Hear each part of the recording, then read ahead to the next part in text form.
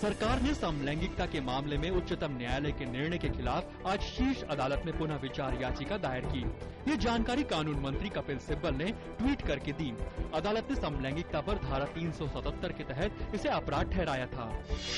विदेश मंत्री सलमान खुर्शीद ने भारतीय राजनयिक देवयानी खोबरागड़े के खिलाफ आरोप वापस लेने से अमेरिका के मना करने पर टिप्पणी करने से इनकार किया। उन्होंने कहा कि हम मुद्दे का हल निकाल लेंगे। देवयानी खोबरागड़े के मामले में संसदीय कार्य मंत्री कमलनाथ ने कहा कि अमेरिका को माफी मांगनी चाहिए और आरोप वापस लेने चाहिए। उन्होंने ये भी कहा कि इस मुद्दे पर भारत के प्रति अमेरिका के मौजूदा रुख को स्वीकार नहीं किया जा सकता।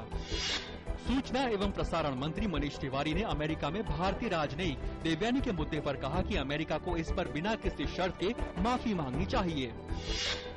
देश की रक्षा तैयारियों को एक नया मुकाम देते हुए स्वदेश में ही निर्मित सुपरसोनिक लड़ाकू विमान LCA तेजस को आज शुरुआती संचालन के लिए मंजूरी मिली। इस लड़ाकू विमान ने भारतीय वायुसेना के बेड़े में शामिल होने की दिशा में एक कदम और बढ़ाया। रक्षा मंत्री AK एंटनी ने आज कहा कि भारत ने आधुनिक लड़ाकू विमानों के निर्माण में अपनी क्षमता को सिद्ध किया। एंटनी ने इस विमान के प्रारंभिक संचालन को अनुमति देने के लिए DRDO के प्रति भी आभार जताया। Air chief marshal NAK brown ने कहा कि स्वदेशी तकनीक पर आधारित सुपरसोनिक युद्धक विमान तेजस देश के लिए काफी महत्वपूर्ण है। उन्होंने कहा कि इसके जरिए देश वायुमंडल क्षेत्र में आत्मनिर्भर हो पाएगा।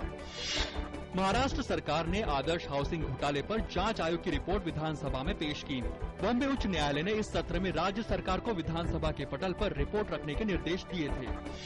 केंद्रीय गृह मंत्री सुशील कुमार शिंदे ने उम्मीद जताई कि जिस तरह सशस्त्र सीमा बल के जवान अब तक नेपाल और भूटान देशों के साथ भारत के मैत्रीपूर्ण संबंधों को ध्यान में रखकर अपनी जिम्मेदारी निभाते आए हैं, उसे आगे भी जारी रखेंगे।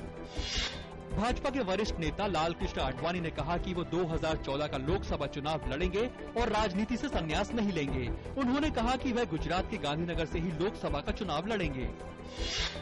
शेयर बाजार में देखी गई मजबूती। सेंसेक्स आज 371 अंकों की बढ़त के साथ 21,080 पर बंद हुआ। वहीं नेशनल स्टॉक एक्सचेंज का निफ्टी भी 108 अंक चढ़कर 6,274 पर बंद हुआ।